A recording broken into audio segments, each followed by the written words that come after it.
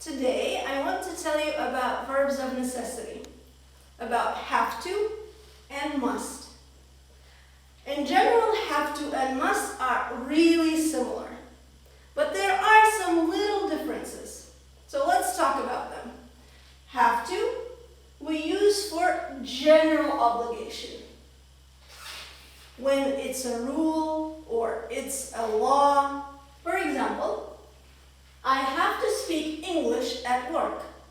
It's a rule. I can't speak Russian. I have to speak English at work.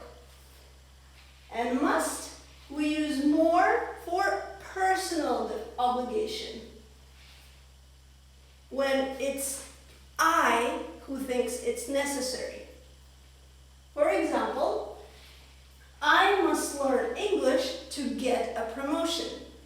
I think that it's a good idea, that it's a necessity for me to learn English to get a promotion.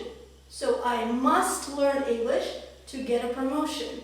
The second difference is in usage. Have to can be used in present, past, and future. For instance, I have to speak English at work is present. If you want to use it in the past, you put have to in past tense. I had to speak English at work 5 years ago, past. And for future, you use will. I will have to speak English at work if I work at an international company. Must is used only in present. You cannot use must in past or future, only in present. I must learn English to get a promotion.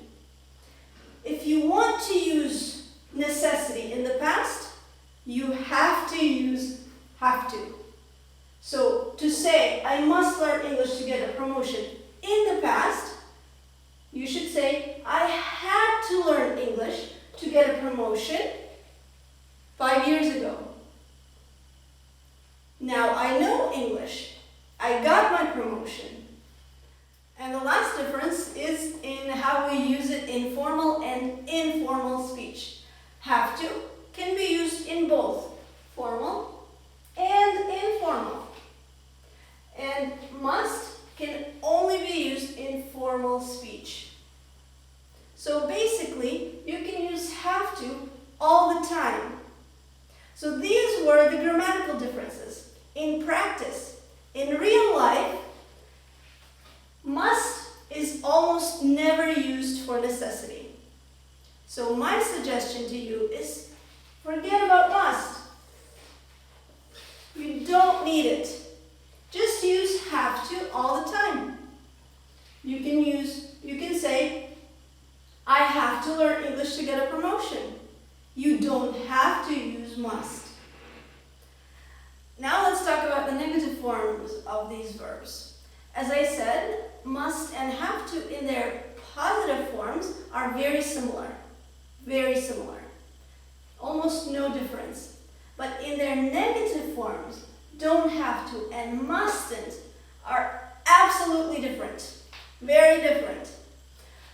Don't have to means it's not necessary. You can do it, but it's not necessary. You don't have to do it. For instance, you don't have to park here. You can park closer to the restaurant. You don't have to park here. And when we say mustn't, we mean that something is not allowed. It's prohibited. You can't do it. You shouldn't do it. It's not allowed. For instance, you mustn't park here. If you park here, the policeman will fine you. You'll have to pay a fine, money to the policeman. So you mustn't park here. It's not allowed. So as you see, there's a very big difference. But as I said,